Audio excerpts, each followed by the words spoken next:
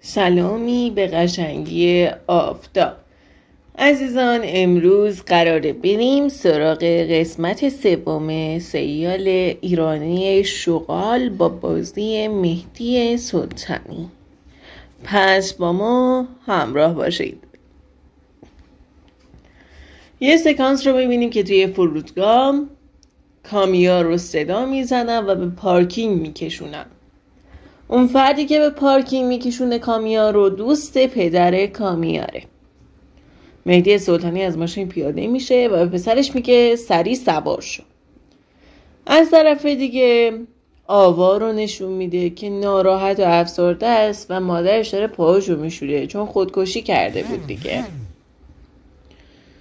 از طرف دیگه سیمین رو نشون میده که توی شماله و اینکه داره از پزشک میپرسه که آیا اون دختر خودکشی کرده یا نه، ولی دکتر میگه که آره خودکشی کرده و سیمین به دکتر میگه که جسارت نباشه، اگه که خودکشی نکرده باشه و ثابت بشه بد برای شما میشه.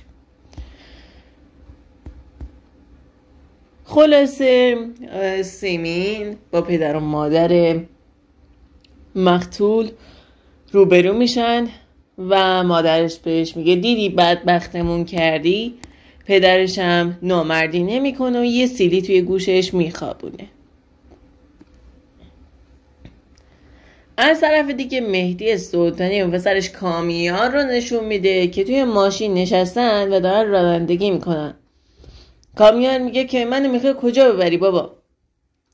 و مهدی سلطانی میگه همون جایی که آدم مجرم رو میبرن، میترسونتش. میگه واقعا میخوای من لو بدی؟ میگه آره.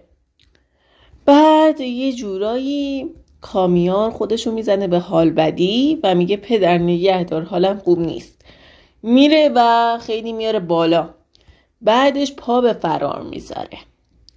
مهدی سلطانی میفهمه و ماماشینش دور میزنه و دنبالش میکنه و گیرش میندازه. روش اسلحه میکشه و میگه چرا فرار کردی؟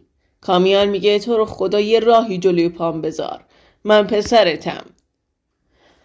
از طرف دیگه دوباره آوا رو نشون میده که با دوست پسر سیاوش داره صحبت میکنه. آوا از سیاوش میپرسه سیمین کجاست؟ میگه که سیمین رفته برای پرونده به شمال و ماجرای پرونده رو برای دختره تعریف میکنه. سیاوش به آوا میگه که اگه حتی بلایی سر تو یا خواهر من بیاد همه رو جر میدم. از طرف دیگه سیمین رو نشون میده که با رفیق کسی که مرده داره حرف میزنه و میگه من مطمئنم که اون خودکشی نکرده. از طرف دیگه پدر کامیو رو نشون میده که اون رو آوردن در خونه آوا که صبح برن توی خونه آوا اینا. خلاصه سیمین با مهدی سلطانی تماس میگیره و به شوهرش میگه که ماجرای شکوفه خانم چی شد.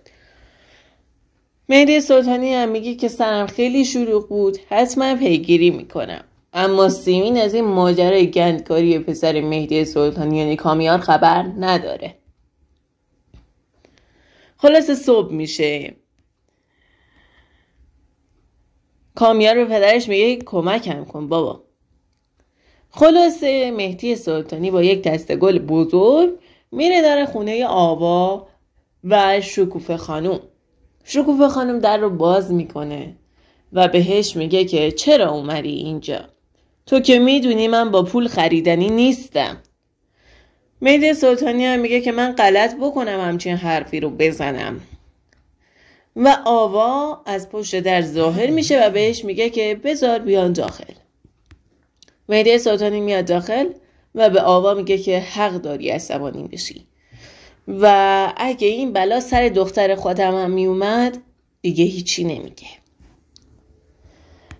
بعد به شکوفه خانم و آوا میگه که اگه اجازه بدین پسر من غلامی شما رو بگیره. اما آوا بلند میشه و میگه که من گذشت میکنم، نه به خاطر حرف شما، به خاطر اینکه دلایل خودم رو دارم.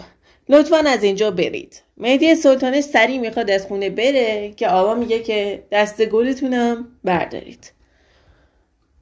دست گل رو بر میداره و میره. شکوفه خانوم بهش میگه خوش غیرت، پسرت بگو بیاد کارش دارم. خلاصه پسرخاله آوا داره زاغسیای خونه اینا رو چوب میزنه و میبینه که یه پسر با ماشین مدل بالا در خونه خاله شکوش وایساده و یکم براش تعجب برانگیز میشه. خلاصه پسر میره داخل و شکوفه خانوم یک سیلی میزنه توی گوشش و میگه برو بیرون. بعد از اون نشون میده که پشت چراغ قرمز پسر خاله آوا جلوی ماشینشون رو میگیره و میگه بیا پایین بیا پایین و کامیون روش اسلحه میکشه و اونم میترسه. از طرف دیگه شکوفه خانوم رو نشون میده که به دخترش میگه که چرا رضایت دادی و دخترش میگه که دلایل خاص خودم رو دارم. از طرف دیگه مهدی سلطانی که میره دخترش رو از مدرسه میاره و از طرف دیگه سیاوش رو نشون میده که میخواد بیاد پیش آوا هم داره به خودش میرسه. وقتی میاد دم در میبینه که با گل و شیرینی اومده و آوا بهش میگه که چرا این کارو کردی. میره توی خونه و مادرش میگه دلیلم این بود سیاوش. بعد مادرش بهش میگه که سریع ترکش کن.